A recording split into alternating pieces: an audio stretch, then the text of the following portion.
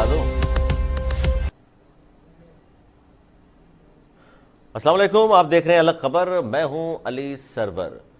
कठपुतली पर वार करने का वक्त आ गया। 5 जनवरी से लाहौर मैदान जंग बनेगा। बिलावल भुट्टो जरदारी साहब ने जो खिताब किया उसकी गूंज बाकी है और ख़ासतौर पर मुल्क की सियासत में डील की बातें और ख़बरों की गूंज है।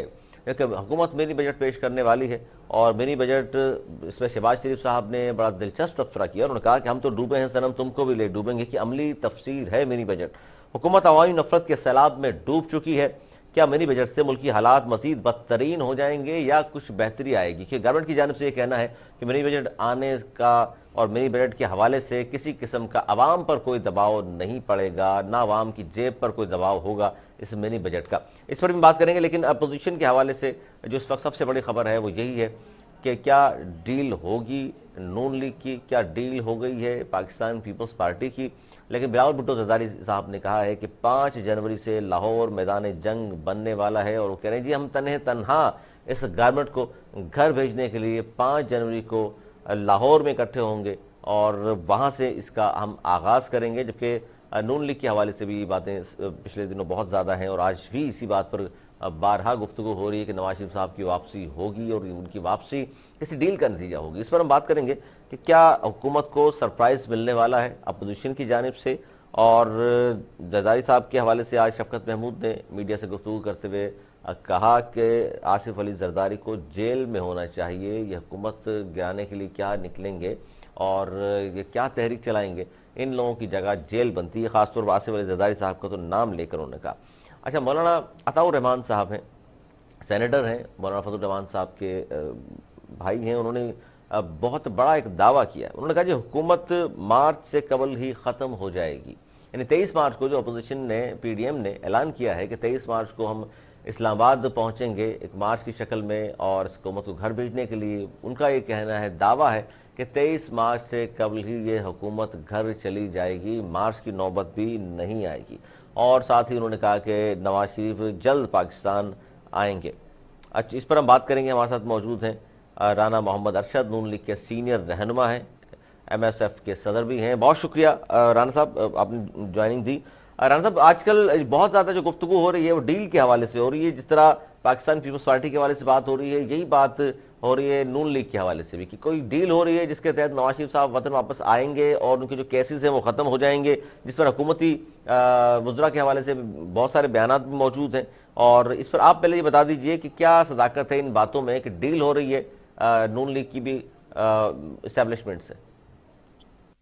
जी बिस्मिल्लाहिर्रहमानिर्रहीम। मैं आपका इंतहाई मशकूर हूँ। आपके चैनल का आप हमेशा कौमी और इंटरनेशनल इश्यूज पर बात करने का मौका देते हैं। और जो आपने अपने इंट्रो में कहा, हमें कोई जरूरत नहीं किसी से डील करने की, और अगर डील करनी ही थी तो फिर 13 जुलाई 2018 को मियां मोहम्मद नवाज साहब लंदन से डायरेक्ट गिरफ्तारी देते हैं, हडियाला जेल जाते हैं और मरियम बीबी अपनी वालदा को मौतो हयात की कश्मकश में छोड़कर अपने वालिद के साथ गिरफ्तारी देते हैं। फिर शहबाज साहब 2 दफा गिरफ्तार होते हैं। हमजा शहबाज 2 साल गिरफ्तार रहे, शाह का काफी 7 माह अंदर रहे, एहसन इकबाल 3 माह रहे, राणा सनाउल्लाह खान 7 माह अंदर रहे, ख्वाजा साद रफीक, सुलेमान रफीक। ये डील करने की हमें जरूरत नहीं। हमारा पॉइंट ऑफ व्यू बड़ा वाज़े और क्लियर है, फेयर एंड फ्री इलेक्शन। और वो जिस पार्टी को वोट अवाम दे उस पार्टी का जो मैंडेट उनको मिले उसका एहतराम किया जाए। अच्छा, ये free and fair election, Rana साहब आपको किस पर आपको एतमाद है जिसके हवाले से आप कह रहे हैं फ्री एंड फेयर इलेक्शन होना चाहिए? तो कौन कराएगा फ्री एंड फेयर इलेक्शन? मैं समझता हूं ये इलेक्शन कमीशन ऑफ पाकिस्तान की आईनी जिम्मेदारी है और तमाम जो स्टेक होल्डर्स हैं उनका एक रोल है। जैसे 25 जुलाई 2018 को RTM सिस्टम बैठ किया। सर, इलेक्शन कमीशन तो उस वक्त भी था, तो सर अब भी इलेक्शन कमीशन है। जी यही तो मैं कर रहा हूं कि वो जब 25 जुलाई 2018 को RTM सिस्टम बैठ के आपकी नींद सो गई, आज तक उसको होश नहीं आया। हमें हम उसको दोबारा अवाम के मैंडेट को इंटरनेशनल धरने के तौर पर हम किसी का मैंडेट नहीं छीनने देंगे। ये बड़ी वाज़ेह और क्लियर। जमानत किससे ले रहे हैं आप? इलेक्शन कमीशन से मुतालबा कर रहे हैं कि जी पहले जो कुछ हुआ जी हम हम इलेक्शन कमीशन ऑफ पाकिस्तान से भी मुतालबा करते हैं और पाकिस्तान के तमाम जो स्टेक होल्डर्स हैं उनसे भी हमारी गुजारिश है कि आइन के मुताबिक तमाम अदारे अपना रोल प्ले करें और हमें अगर पीटीआई का वोट है तो वो पीटीआई को कास्ट किया जाए। सर, अगर ये नून दो का बातें वोट है कर तो रहे वो हैं नून आप राणा साहब, दो बात आपने कर ली। एक तो आप कह रहे हैं हमारा मुतालबा इलेक्शन कमीशन से है, जबकि वोट को इज्जत दो की आप बात इलेक्शन कमीशन के लिए तो नहीं करते, या उन्हीं के जरिए नहीं तो उनके और कहते किसने, हैं। नहीं तो और किसने, न्याजी ने इलेक्शन करवाने हैं? नहीं, इलेक्शन कमीशन ऑफ पाकिस्तान का ही मैंडेट है, वही इलेक्शन कंडक्ट करवाता है। लेकिन जब कोई जबरदस्ती जैसे डस्के में हुआ, आपको पता नहीं कि डस्के में जो क्या हुआ? लोग जो गायब हुए, डस्के तो में वो ये 30 कहना चाह रहे हैं व्यक्ति आप सर, जो लोग गायब हुए डस्का में, वो बाद में जो आए हैं वापस, तो ये क्या मतलब है? इलेक्शन कमीशन के अमला उनको ले गया था अगवा करके? इलेक्शन कमीशन ऑफ पाकिस्तान का अमला को वो नहीं ले गए थे, ये गवर्नमेंट ने धांधली करवाई थी, गवर्नमेंट इन्वॉल्व है। और जो हाँ, ये रिपोर्ट बात आई दुरुस्त है, है। नहीं सर, ये बात दुरुस्त है, रिपोर्ट के और मुताबिक और कार्रवाई और इस गवर्नमेंट को और करनी चाहिए, जो कि अब तक नहीं हुई। गवर्नमेंट को कार्रवाई करनी चाहिए और मैं समझता हूं कि उसमें तमाम एजेंसियां अपना पॉजिटिव रोल प्ले करना चाहिए। जैसे अब वो 23 प्रिजाइडिंग अफसर ले गए, सारी चीजें एक्सपोज होगी, लेकिन एक्शन नहीं हो रहा। एक्शन गवर्नमेंट ने करना है और मैं समझता हूं कि स्टेट का रोल है। यहाँ गवर्नमेंट नाकाम हुई है, पीटीआई नाकाम हुई है, स्टेट के अदारे नाकाम नहीं होते। बिल्कुल सही उनको कह रहे अपना हैं सर। रोल, मैं बिल्कुल इस पे मैं एक दो और बातें भी हैं, तवक्कुफ कीजिएगा। मैं मुस्तफा बलोच साहब भी मौजूद हैं, पाकिस्तान पीपल्स पार्टी के सीनियर रहनुमा। बहुत शुक्रिया मुस्तफा बलोच साहब। क्या कहेंगे सर, जाले तैयारी पकड़ लें, 5 जनवरी से लाहौर मैदान जंग बनने वाला है। सर, आपको भी कहीं से यकीन दहानी हुई है सर, या अब पका गया है, आप समझते हैं कि इस गवर्नमेंट के खिलाफ बाहर निकलने का? देखें अली, वक्त तो बिल्कुल आ चुका है और जिस तरह आपने देखा कि जो शान शान जलसा हुआ जिसमें लाखों की तादाद में लोग आए और हमारी शहीद कायद सर बरसी का मौका था, उसमें तो जाहिर है हमेशा ही हजारों की तादाद में लोग शरीक होते हैं। वो आते हैं जाहिर है। और उसके अलावा भी आपने शायद पेशावर में भी बिलावल साहब का जलसा देखा होगा, वहाँ पे भी लाखों की तादाद में लोग आए थे। और लाखों की तादाद में पेशावर में आप कह रहे हैं आए थे, तो सर लाखों की तादाद में तो वोट भी नहीं पड़ा आपको बल्दियात में, केपीके में? नहीं, तो जरूरी नहीं है कि वो आपका जो है वोट जो है वो जलसे में आने वाले अलग होते हैं, वोट देने वाले अलग होते हैं लोग। केपीके में हमने अच्छे खासे वोट लिए हैं। वो अलग बात है कि कहीं ना कहीं जेरी मेंडरिंग हो जाती है और सीट्स जो है ना वो जिसको देनी होती है उसको दे देते हैं। लेकिन तो इसका मतलब है आपने सवाल उठा दिया मौलाना साहब की जीत पर भी, कि जिसको जीत देनी होती दे देते हैं। इसका मतलब फजल रहमान साहब को वोट नहीं मिला, किसी ने जीत दी है? देखिए, वो तो फजल रहमान साहब की स्टेटमेंट आपके सामने है। उन्होंने तो खुद जो है ना वो अपना यूनाइटेड स्टेट से जो है वो हेल्प मांगी है, और एक तरीके से कि वो इस पे इन्फ्लुएंस करें पाकिस्तान के इलेक्शंस में, केपीके में, और उनकी सपोर्ट का उन्होंने बात की है। तो उसमें तो कोई दो राय है नहीं। अब आई डोंट नो वो किस हैसियत से वो मांग रहे हैं। पाकिस्तान एक सॉवरेन कंट्री है, यहाँ पे इंटरफेरेंस होनी नहीं चाहिए किसी मुल्क की। तो आप समझ रहे हैं कि उन्होंने सपोर्ट मांग ली और सपोर्ट मिल गई उनको और वोट ज्यादा बढ़ गए? नहीं, मतलब कहने का मकसद है कि एक एक एक एक मौलाना के स्टेटस का लीडर अगर इस तरह की बात कर रहा है तो फिर लोगों के शक व शुबहत तो कहीं ना कहीं से तो आपको पता है ना जन्म लेंगे। अच्छा, ये सर ये तनकीद तो आप इसलिए कर रहे हैं ना, पीडीएम का हिस्सा नहीं है, वरना तो पीडीएम जाहिर है आप ही लोगों ने बनाई थी और इस गवर्नमेंट के खिलाफ। पीडीएम तो देखिए बनाने वाले हम खुद थे, लेकिन आज पीडीएम से अलग अलग स्टेटस जो है हमारे इंडिविजुअल हैसियत से है और एज ऑपोजिशन, और हमने अपनी एक जो स्टैंड है उसको रखा है और इंशाल्लाह 5 जनवरी को एक हम लाएमल देंगे इस नाअहल हुकूमत के खिलाफ। अच्छा, 5 जनवरी को आप मुस्तफा बलोच साहब, आप 5 जनवरी को कह रहे हैं लाएमल देंगे, या वहां से तहरीक शुरू होगी?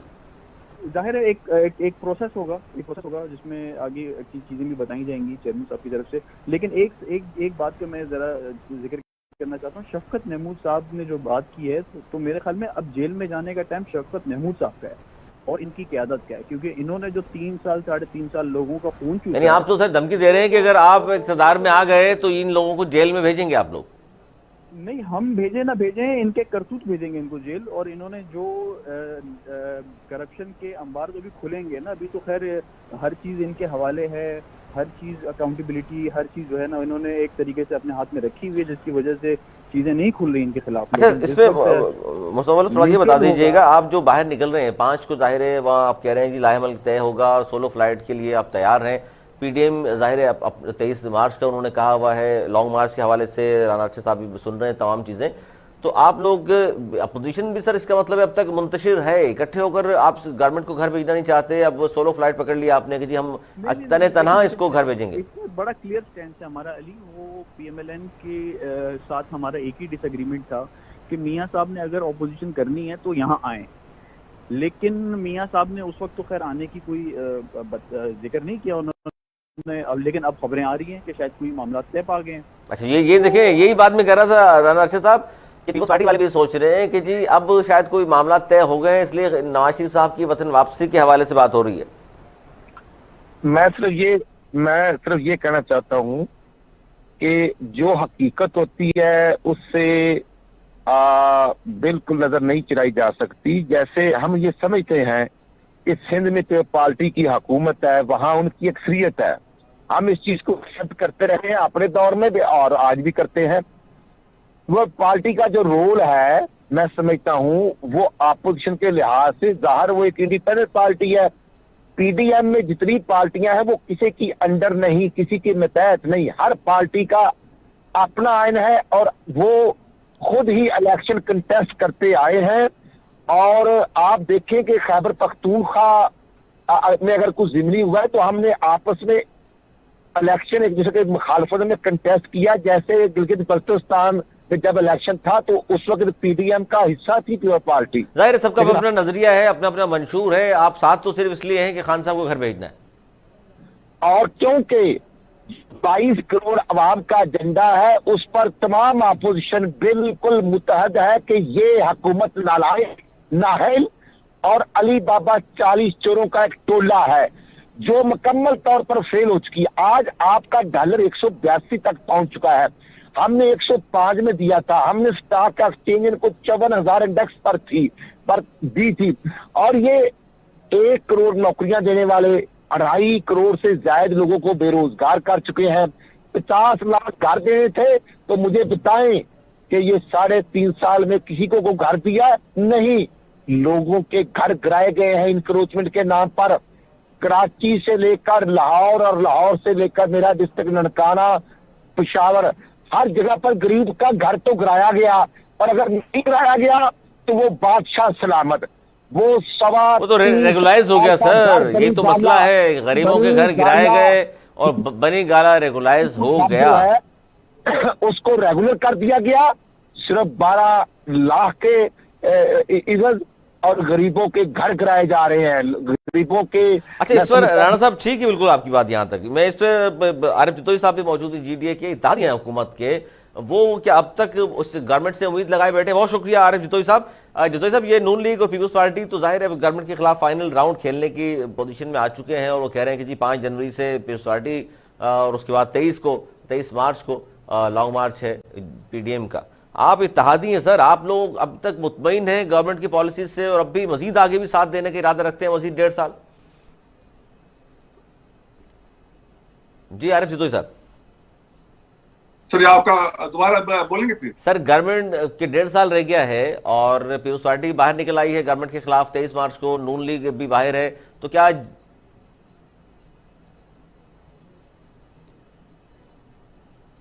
जी आरिफ जितोई साहब?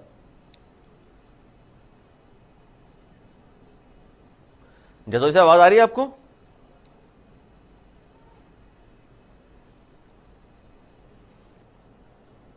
अच्छा, कल में आवाज नहीं आ पा रही। अच्छा, मुस्तफा बलोच साहब, उनका कुछ करने जाते उनका मर्जी है, हम कुछ करने जाते हम हमारा मर्जी है। नहीं सर, वो तो ठीक है, मर्जी आपकी, आपकी पार्टी है, लेकिन इस गवर्नमेंट से मुतमईन है या कहीं से कोई इशारा नहीं मिला छोड़ने का इस गवर्नमेंट को, इसलिए खामोश है? नहीं, ऐसे कोई बात नहीं है। जाहिर है हमारे कोई इतराज हैं, क्योंकि जो वायदे किए गए थे हम हमारे पार्टी के साथ, हमारे अलायंस के साथ, वो पूरी नहीं हुई है। उसका जरूर हमारे वो दिल में दुख है, लेकिन हम अभी तक इत्तेहादी हैं और आगे हम, मैं नहीं कह सकता आगे क्या होना है, लेकिन फिलहाल तो हम फिलहाल तो आप इत्तेहादी हैं और सारी सूरत सर आपके सामने है। उसके बावजूद भी आप इत्तेहादी हैं कि एक तरफ महंगाई, बेरोजगारी, करप्शन, उसके बावजूद भी आप इत्तेहादी रहेंगे। आप कह रहे हैं जी अब तक तो हम हैं, हालांकि आपसे वादे भी जो किए थे इस गवर्नमेंट ने वही पूरे नहीं हुए। बिल्कुल साहब, तो मैं आपका अर्ज कर रहा हूँ, कोई जो वायदे किए गए थे हमारे साथ, ये रोड रास्ते जो भी हैं हमारे हल्कों में, और ये जो महंगाई जो भी ये पिछले 2 साल से वो शदीद उरूज पे पहुंचा है, और ये बेरोजगारी, ये इस हुकूमत मैं कबूल करता हूँ इतना कामयाबी नहीं अच्छा, रही। ये तो आप कबूल कर रहे हैं, कामयाबी नहीं हुई। मुस्तफा बलोच साहब भी हमारे साथ मौजूद हैं पीपल्स पार्टी से। तो पीपल्स पार्टी के खिलाफ भी कोई लाएमल आप बना रहे हैं? पीपल्स पार्टी तो वफाकी हुकूमत के खिलाफ बना रहे हैं ना, आप ये सिंध में रहते हुए फिर इनके खिलाफ आप बात करते हैं। बिल्कुल सही है, लेकिन मैं समझता हूँ इस हुकूमत का नीयत साफ है। पीटीआई पीपल्स पार्टी का मसला ये है कि उनका नीयत साफ नहीं है, वो सिर्फ सर पैसे लेकिन आरिफ जदोई साहब, नियतों के तो जाहिर है भेद जो है अल्लाह ताला ही जानता है। अब नियत कैसे पता चलेगी साफ है नहीं है? ये मैं आपको सिंपल मिसाल देता हूँ। ये लोकल बॉडीज इलेक्शन हर चीज अपने हाथ में क्यों रखने जाते हैं? ये वजीर हर चीज क्यों चलाने चाहते हैं? अच्छा, ये पीपल्स पार्टी पे आरिफ जदोई साहब ये बात दुरुस्त है आपकी, उनको आरिफ जदोई साहब बात दुरुस्त है आपकी कि सारे इख्तियारात इन्होंने ले ली पीपल्स पार्टी ने, लेकिन पंजाब में क्यों नहीं बोल रहे? बुज़दार साहब ने आते ही जो वहां बल्दियाती नुमाइंदे थे उनको घर भेज दिया था, और अब भी 9 माह से वो घर बैठे हुए। सुप्रीम कोर्ट गए, सुप्रीम कोर्ट ने बहाल किया, उसके बावजूद तैयार नहीं है वो।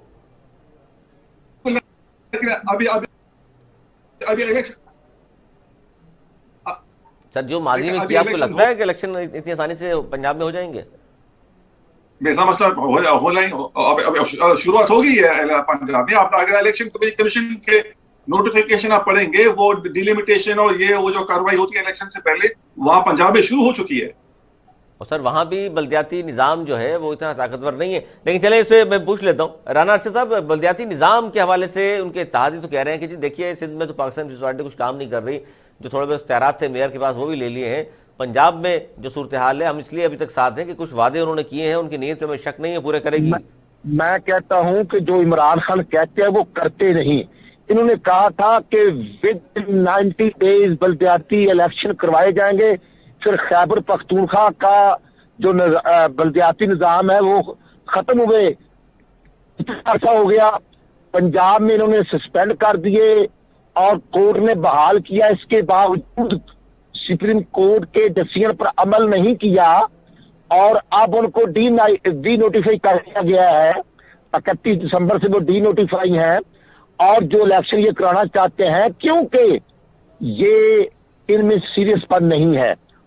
उस्मान बुज़दार जो हमारा 2013 से 18 तक टिकट होल्डर था, उसकी क्रेडिबिलिटी नहीं है, और इमरान नियाजी का कोई तजर्बा नहीं है। इसलिए मैं करूंगा कि अब ये बार बार जो बल्दियाती एक्ट में तब्दीली लाते रहे हैं, अब इन्होंने एक लेटर इशू कर दिया है कि 27 दिसंबर से लेकर 22 मार्च तक डिलिमिटेशन होगी। तो ये आप देखें कि ये 3 माह का टाइम दे दिया है, और ये टाइम गुजारना चाहते हैं, ये डिलीवर नहीं कर सके। और आप लिख लें, खैबर पख्तूनख्वा में अपोजिशन की फतह के बाद ये भागेंगे, और जो दूसरा फेज है 18 डिस्ट्रिक्ट का, वो भी डिले करने की कोशिश करेंगे, और पंजाब में किसी सूरत ये इलेक्शन नहीं करवाएंगे। पंजाब और पूरे पाकिस्तान के उहदेदार जो इन्होंने तब्दील किए हैं, हकीकत में मैं समझता हूं कि ये इमरान खान की नाकामी है, और उहदेदार बदलने से कोई तब्दीली नहीं आ सकती, और वही उहदेदार है राणा साहब, वही सारी नया जाल तलाश करने में लगे हुए हैं। ये आप निकलें कि महंगाई, बेरोजगारी, लाकानूनियत के सामने अब अवाम का जो समंदर है उसके सामने ये बिल्कुल नहीं ठहरेंगे। अब 2022 जो है वो कौमी इलेक्शन ईयर है, आम इंतखाबात का इलेक्शन आप कह रहे हैं, आम इंतखाबात का साल होगा। मुस्तफा साहब आप इस साथ हैं, छोटा सा ब्रेक ले लूं, ब्रेक के बाद यहीं से आगाज करेंगे कि जरदारी साहब को जेल में होना चाहिए। शफकत महमूद साहब तो ये भी फरमा रहे हैं अपोजिशन पुरइत्माद है, जबकि हुकूमत फिक्रमंद है, जबकि मिनी बजट के हवाले से भी हमें गुफ्तगू करनी है। लेकिन छोटे से ब्रेक के बाद कहीं जाइएगा, देखते रहिए अलग खबर। प्रोग्राम में एक बार फिर खुश आमदीद। मिनी बजट हम तो डूबे हैं सनम तुमको भी ले डूबेंगे की अमली तफसीर है, शहबाज शरीफ साहब ये फरमा रहे हैं। इसके अलावा अपोजिशन पुरइत्माद है, हुकूमत फिक्रमंद है। अच्छा, एक दावा बड़ा किया गया है फजल रहमान साहब के भाई सेनेटर मौलाना अताउर रहमान साहब का कि हुकूमत मार्च से कबल ही खत्म हो जाएगी। अब ज़रा PDM में मौजूद है, राना साहब क्या कहेंगे, ये जो दावा इतना बड़ा कर दिया है? तो कहीं से यकीन दहानी है या इतना बड़ा दावा और इतना एतमाद कि जनाब घर चली जाएगी गवर्नमेंट हमारे लॉन्ग मार्च से पहले ही? कि हकायक वाज़ेह है, गवर्नमेंट खुद राय फरार इस्तेमाल कर रही है। आप ये देखें कि ये मिनी बजट जो आ रहा है, ये 360 अरब का डाका जो आवाम पर ये डट गए हैं डाका मारने के लिए।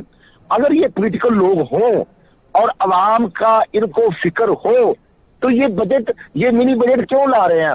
IMF का तो इमरान खान ने खुद कहा था कि खुदकशी कर लेंगे, नहीं जाएंगे। भाई हमने तो नहीं रोका, गलत वक्त इन टाइम जाना चाहिए था, इन वक्त मुज़ाकरात करने चाहिए थे। असद उमर जो रस्तू खान था वो नाकाम हो गया था USA का, तो 2 दिन बाद उसको फर्क कर दिया गया और सदाबहार एक इंटरनेशनल IMF का शेख हफीज को दिया था। अब वो चला गया। ये शब्बर जैदी ने जो कहा कि मुल्क दिवालिया हो रहा है, फिर इनके मिनिस्टर रिजाक दाऊद ने कहा, सर उन्होंने तो ये कहा था, बिल्कुल राणा साहब, शब्बर जैदी साहब ने तो पहले ये कहा दिवालिया हो चुका, फिर दबाव डाला गया उन पे तो उन्होंने कहा नहीं दिवालिया होने वाला है। चलो ये चेंज कर लिया थोड़ा स्टेटमेंट। जी जी। अच्छा इस पर सर ये बताइए कि एक तरफ तो आप तो ये कह रहे हैं और जाहिर अपोजिशन की तरफ से ये कहा जा रहा है मिनी बजट में मजीद टैक्सेस लगेंगे, दिवालिया निकल जाएगा आवाम का भी, जबकि तर्जमान है वजारत खजाना की, वो ये कह रहे हैं मिनी बजट में आम लोगों के इस्तेमाल की किसी चीज पर टैक्स नहीं लगेगा, आम लोगों को फर्क नहीं पड़ेगा इस मिनी बजट से। आप लोग डर रहे हैं? इशू ये है कि ये आम आदमी ही तो महंगाई के चक्की में पिस रहा है। इमरान न्याजी समेत तमाम वज़रा, एडवाइजर गवर्नमेंट के खजाने से तेल गाड़ियों में डलवाते हैं, सरकारी गाड़ियां हैं, यूटिलिटी बिल, बिजली, गैस, सारे बिल जो है गवर्नमेंट के खजाने से जा रहे हैं। इनको क्या पता कि गरीब किस तरह महंगाई की चक्की में पिस रहा है। आप देखें कि हमारे दौर में ये डालडा, घी आयल 135 तो सर बात बड़ी सच्ची आपकी राणा साहब, क्योंकि वजीर दाखिला शेख रशीद ने परसों प्रेस कॉन्फ्रेंस की, उन्होंने कहा जी मैं बीमार हुआ तो मुझे पता चला कि जी दवाएं महंगी हो गई। भाई 500% अपने पैसों से लोग कह रहे हैं, फिर अपने पैसों से आटा चीनी दाल खरीदें तो आपको पता चले वो महंगी हो गई। ये नहीं खरीद रहे, इसीलिए तो मैं अर्ज कर रहा हूं कि ये अवाम को फेस नहीं करेंगे। N133 लाहौर से ये कागजात गलत का बहाना करके भाग गए, लेकिन और जैसे खानेवाल में इनकी सीट पर ये हारे हैं, इसलिए मैं अर्ज करना चाहता हूं कि ये खुद अगले साल इलेक्शन करवाएंगे ताकि राय फरार इस्तेमाल करने के लिए वो पिछली गली से रास्ता ढूंढने की कोशिश में लगे हुए हैं। हो रही है। इसमें मुस्तफा बलोच साहब क्या कहेंगे? आपको भी ये लगता है कि गवर्नमेंट जो है खुद राय फरार इख्तियार कर रही है? देखें अली, सबसे पहले तो आई होप कि आप मुझे उतना ही टाइम देंगे जितना राणा साहब को दिया आपने, क्योंकि कुछ चीज़ें हैं जो हमारे कायदीन के हवाले से भी की गई हैं। शफकत महमूद ने जो बातें की हैं, शफकत महमूद साहब ने, ये उस्मान कारदार साहब, बहुत शुक्रिया आपने वक्त दिया है, वो भी सुन रही हैं जी। अब मुस्तफा बलोच साहब कहिए। जी जी जी। तो सबसे पहले तो शफकत महमूद साहब को हम यही कहना चाहते हैं कि देखिए भाई, आपका वक्त जो है वो कंप्लीट हो चुका है और कंप्लीट होने वाला है, तो जेल में जाने की बारी तो आपकी है। हमने तो जो केसेस थे हमारी लीडरशिप ने वो भुगत ली और अल्हम्दुलिल्लाह कोर्ट के थ्रू ही हम रिलीफ लेंगे, और कोर्ट ही फैसला कर रही है कि ये जो सारे नैब के ने जो केसेस बनाए उनका कोई एविडेंस आज उनके पास नहीं है। तो अल्हम्दुलिल्लाह हमें तो तारीख जो है वो गवाह है कि हमने कभी भी केसों से भागे नहीं है, डील करके बाहर नहीं गए, डील करके वापस नहीं आए, हम यहीं बैठे हैं। यहीं से कल भी जो बातें आ रही थी नैब के जो आप कह रहे हैं जी, नैब के जितने भी केसेस हैं वो भुगत रहे हैं आप लोग। Let me complete. डील के हवाले से कल जो बात की गई कि भाई जरदारी साहब इस्लामाबाद गए, तो जरदारी साहब तो कल नोडेरो में थे।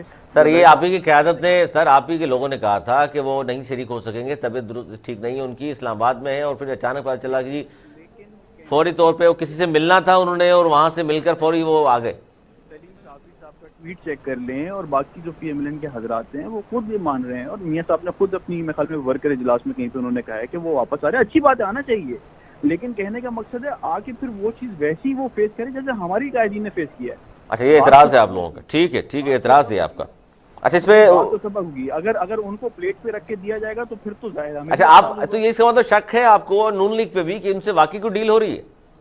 लेकिन अगर तो हालात और वाकयात जिस तरह नजर आ रहे हैं और अगर फॉर एग्जांपल इनके केसेस उस तरह ना चलाए गए और इनको जो है रिलीज नहीं नहीं नहीं नहीं इसमें मुस्तफा बलोच साहब, मसला ये भी तो है ना, आपकी क़यादत को अगर जेल जाना पड़ा है तो वहां शहबाज शरीफ साहब, हमजा, मरियम सभी जेल से होकर आए। खैर इस पर बात करता हूँ, ऐसे तवक्कुफ कीजिएगा। उस्मा कारदार साहिबा, ये जो गुफ्तगू हो रही है, नून लीग और राना अरशद साहब हैं और मुस्तफा बलोच साहब भी बात कर रहे हैं कि जी आपके गवर्नमेंट को गिराने के लिए 5 जनवरी को तो बिलावल साहब लाहौर आ रहे हैं, उसके बाद वहां से तहरीक का आगाज होगा। 23 मार्च को जाहिर नून लीग ने लॉन्ग मार्च करना है। वो कह रहे हैं उससे पहले ही खात्मा हो जाएगा, आप खुद गवर्नमेंट छोड़ के निकल जाएंगे क्योंकि हालात अब आपके काबू में रहे नहीं है।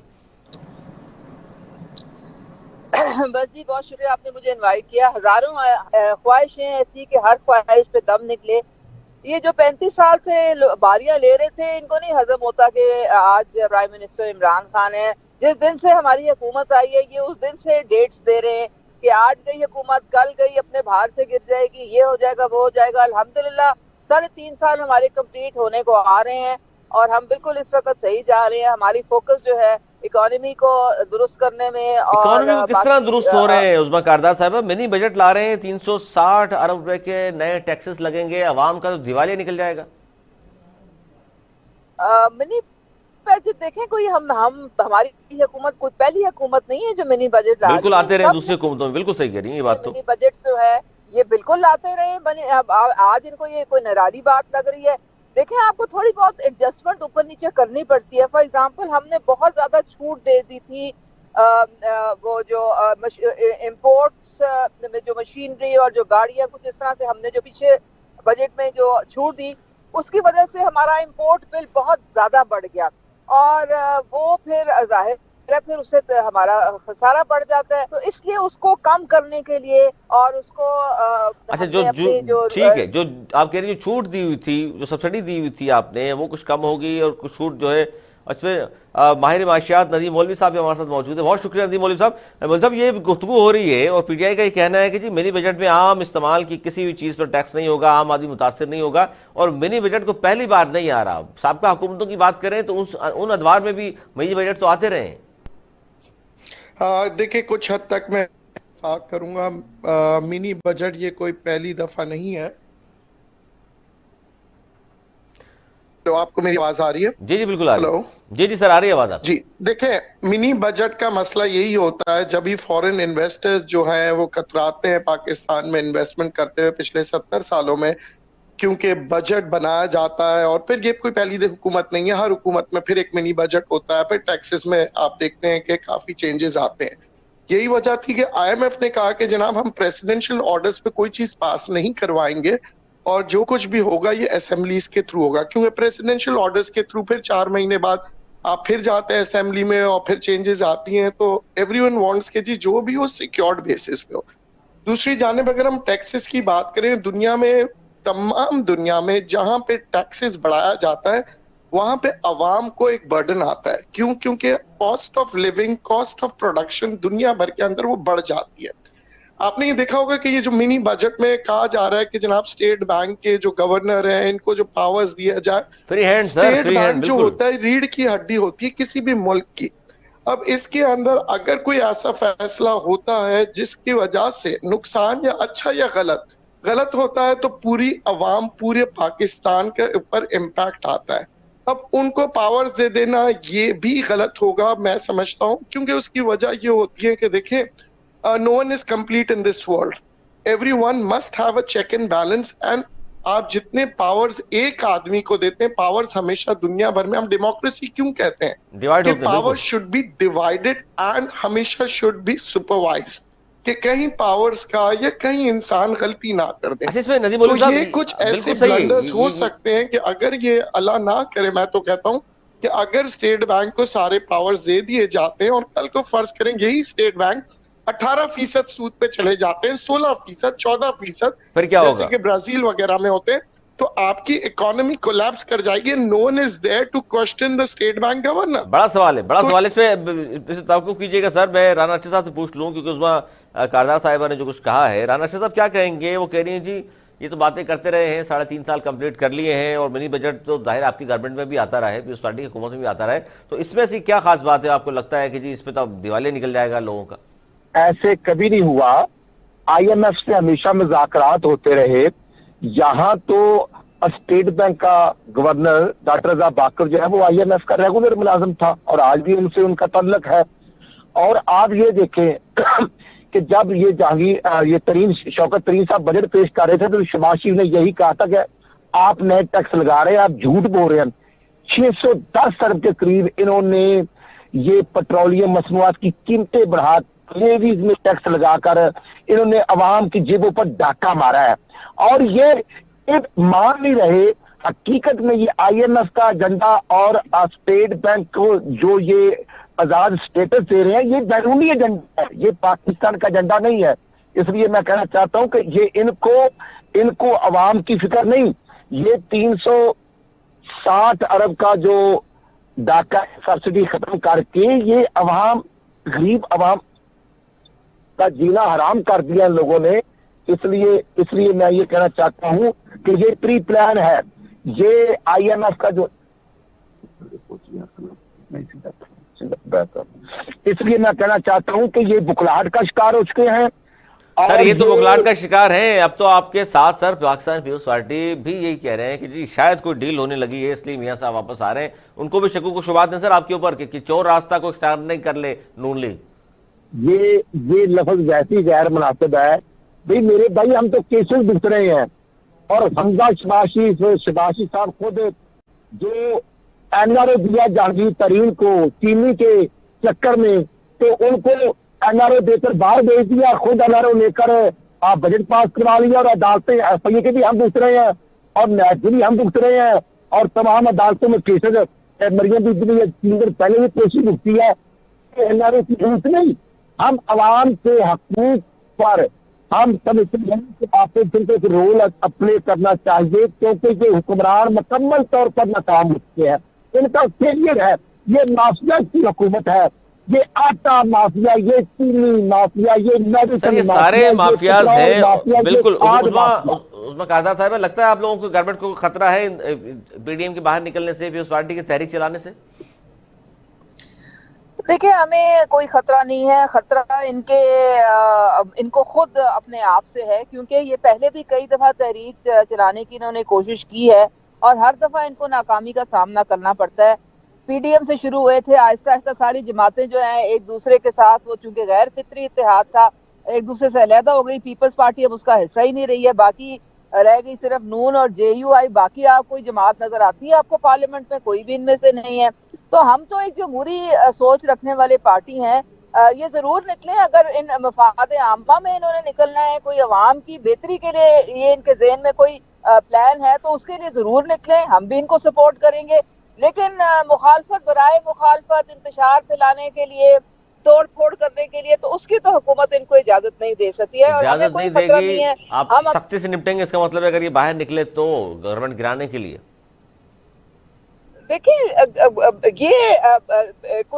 ये कोई बनाना रिपब्लिक तो नहीं है। ये इन्होंने 35 साल हुकूमतें की हैं, तो क्या इस तरह से ये इनको किसी ने गिराया? नहीं, लेकिन कारदार साहब मसला ये है ना, जो एग्जाम्पल आप लोगों ने सेट की है कि कोई भी जत्था बाहर निकलेगा और पुलिस वालों को वो शहीद कर दे, फिर गवर्नमेंट को चेक देती है। लोगों को तो ये लगता है कि कोई भी जत्था लेकर बाहर आ जाए, आप लोग घबरा जाएंगे, उसके बाद उनकी बातें मान ली जाएंगी। नहीं, ऐसी कोई बात नहीं है। देखें, जो भी इस तरह का एलिमेंट निकलता है बाहर, उससे फिर सख्ती से निपटा जाता है या फिर नेगोशिएशन की जाती है या बातचीत की जाती है, क्योंकि हैं तो फिर वो पाकिस्तानी, उनको कौमी धारे में लाने की कोशिश की जाती है, लेकिन उनको कानून अपने हाथ में लेने की हरगिज इजाजत नहीं, किसी को इजाजत नहीं होनी चाहिए। ये बात दुरुस्त है आपकी। आरिफ रिजवी साहब, ये आपने तो साफ कह दिया कि जी गवर्नमेंट जिस तरह की कारकर्दगी भी है, चाहे आपके वादे पूरे हो ना हो, और जब तक आप, जाहिर है मुझे नहीं मालूम, बताना नहीं चाह रहे आपके, कहां से कोई ऐसी आवाज आएगी तो फिर आप ये कहेंगे इस गवर्नमेंट के जी काम अच्छे नहीं, अब हम छोड़ रहे हैं इसको। देखें, सबसे बात यह है, लॉन्ग मार्च से कोई गवर्नमेंट नहीं गिरा है पाकिस्तान में। ये मैं आपको सिर्फ एक मिसाल देता हूं, जो इमरान खान साहब, आप वो कितने 1-2 महीने बैठे इस्लामाबाद में रेड जोन में, 4 महीने सर गवर्नमेंट गिरा था? 4 महीने नहीं। अगर ये ऑपोजिशन सीरियस है और मुकाबला करने जाते हैं, तो मैं कहता हूं इन सबको इस्तीफा देने चाहिए असेंबलियों से। ये लॉन्ग मार्च, शॉर्ट मार्च, इससे क्या होगा? अच्छा, सीरियस हैं तो इस्तीफा दें। अच्छा ये लेकिन इस पर थोड़ा सा बता दीजिए, मिनी बजट जो आ रहा है सर, इस पर चीजें महंगी हो जाएंगी, लेकिन गवर्नमेंट जाहिर है ये कह रही है, उस्मा कारदा साहिबा भी या तर्जुमान वजारत खजाना के हवाले से भी बात ये कह रहे हैं कि जी मिनी बजट से आम इस्तेमाल की किसी चीज़ पर टैक्स नहीं लगेगा, कोई चीज़ महंगी नहीं होगी, और माजी में भी होता रहा है कि मिनी बजट आते रहे। आप ये समझते हैं कि जी मिनी बजट आ जाए कोई फर्क नहीं पड़ना आवाम को, जितनी महंगाई है मजीद इजाफा नहीं होगा?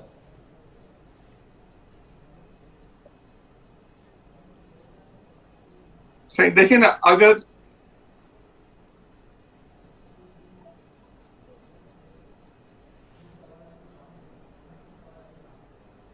जी जतोई साहब। जी सर आवाज नहीं आई, मैंने कहा मिनी बजट के हवाले से कुछ कहेंगे आप, क्योंकि ये भी ज्यादती है आवाम के साथ, मजीद टैक्स अगर लगे 360 अरब रुपए के जो ये इन्होंने बात हो रही है इस वक्त। तो ठीक है, इसमें देखें ना, ये अवाम का फैसला होगा। इस हुकूमत के 20 महीने रह गए, 20 महीने के बाद अवाम अपने वोट के हिसाब से इस हुकूमत को दोबारा 5 साल देंगे या नहीं इस देंगे, हुकूमत को यानी कि 20 महीने रह गए। आप खत्म। जीडीए समझता है कि 20 माह रह गए हैं, इस गवर्नमेंट ने जितने भी इकदाम करने जिस किस्म के भी करने उससे आवाम को फायदा पहुंचे या नुकसान जी पहुंचे, हाँ। आप तैयार हैं साथ देने के लिए? नहीं, वो आगे की बात है, लेकिन सिर्फ 20 महीने रह गए। ये जमहूरियत है, अगर हम ये कबूल करते हैं कि ये जमहूरियत है, तो ये अवाम का फैसला होगा 20 महीने में बस। मुस्तफा साहब, ये जो बात कर रहे हैं आरिफ जदोई साहब, ये इस बात में तो सदाकत है ना कि लॉन्ग मार्च से कभी गवर्नमेंट गिरी नहीं है किसी की भी। इमरान खान साहब भी 126 दिन धरना देके बैठे रहे तो नून लीग की गवर्नमेंट खत्म नहीं हुई थी। तो आप लोग भी अगर तहरीक शुरू करना चाह रहे हैं तो वो कहते हैं जी 100 बिस्मिल्लाह। हमारे हमारे हमारे जनाब आसिफ जरदारी साहब ने कहा ना कि इनको हम नहीं गिराएंगे, गिरना इन्होंने खुद ही है। तो आप ये देखें कि लॉन्ग मार्च तो होगा, बाकी सारी चीजें होंगी, लेकिन जो मिनी बजट लाके एक और माशी तौर पे लोगों को और क्रश करना चाह रहे हैं वो चीज। अच्छा, इससे सिर्फ पीटीआई को असर नहीं होगा। इस वक्त पीटीआई को जिन्होंने बैसाखी दे के सहारा दिया हुआ है, जिन पार्टियों ने सिंध में और जिन पार्टियों ने वफाक में, उनको भी असर होगा। वो भी इस चीज के जो है वो इसके लिए तैयार रहे, क्योंकि पब्लिक में एक अच्छा इंप्रेशन नहीं किया जिन्होंने इनको सपोर्ट किया है। क्योंकि आप ठीक है, आपको पीपल्स पार्टी से एतराज है, कोई मसला नहीं, लेकिन आप ये तो देखें कि अवाम इस वक्त माशी तौर पे किस हाल से गुजर रही है। कम से कम इस चीज पर तो आप उनको ये करते हैं कि अभी कराची सिंध का एक शहर है, कराची के अंदर गैस का फुकदान है, ये तो वफाक का काम था। बताएं कौन सी जीडीए ने इस पे कोई आवाज उठाई हो, बताएं एमकेएम ने कोई इस पे आवाज उठाई हो, कोई एहतजाज किया हो वफाक के खिलाफ? नहीं करेंगे, कभी नहीं करेंगे। इनको अगर जाहिर है वो इत्तेहादी हैं सर, वो तो इत्तेहादी हैं, गवर्नमेंट में वजारतें मिली हुई हैं, वो तो खामोशी इख्तियार करेंगे। अगर पीपल्स पार्टी का इतना हमदर्दी है गरीब आवाम के लिए, तो ये असेंबलियों से इस्तीफा क्यों नहीं दे रहे? हाँ, इसका जवाब दें भाई आप दोनों। जी आवाज नहीं है मुझे, क्या बोला? आरिफ साहब कह रहे हैं इतनी हमदर्दी आवाम से तो इस्तीफा देके बाहर आ जाए ना, इस्तीफा क्यों नहीं देते? इस्तीफा हमारे इस्तीफा देने से क्या होगा कि पीटीआई की हुकूमत गिर जाएगी? आवाम में तो खड़े होंगे ना, आप बता सकेंगे आवाम को, देख लीजिए जी हमने छोड़ दिया। भाई इस्तीफा हल नहीं है ना, इस्तीफा हमने देख चुके हैं, चीज में हमने देखा है कि उससे कोई हल नहीं होता, वैक्यूम नहीं देना चाहिए। इसी चीज पे पीएमएलएन राजी हुई। अच्छा, यानी कि अब आप आवाम में भी एहतजाज करना चाहते हैं और आप चाहते हैं पार्लियामेंट में भी इनका मुकाबला हो, इसलिए इस्तीफा नहीं देना चाहते। अच्छा, इस पर नदीम मौलवी साहब ये जो बात कर रहे हैं सर, मईशत का बेड़ा गर्क हो गया जी, मईशत का ये हो गया, लेकिन जाहिर पीटीआई की गवर्नमेंट है, उन्होंने कहा है कि जी ऐसी बात नहीं है, गवर्नमेंट महंगाई एक इशू है सिर्फ जो पाकिस्तान में इस वक्त है, उस पर हम काम कर रहे हैं। तो आपको भी लगता है जिस तरह के इकदाम हो रहे हैं गवर्नमेंट की जानिब से वो इस तरह के हैं कि अगले गवर्नमेंट के पास जो 18 माह रह गए हैं उसमें बेहतरी आ जाएगी?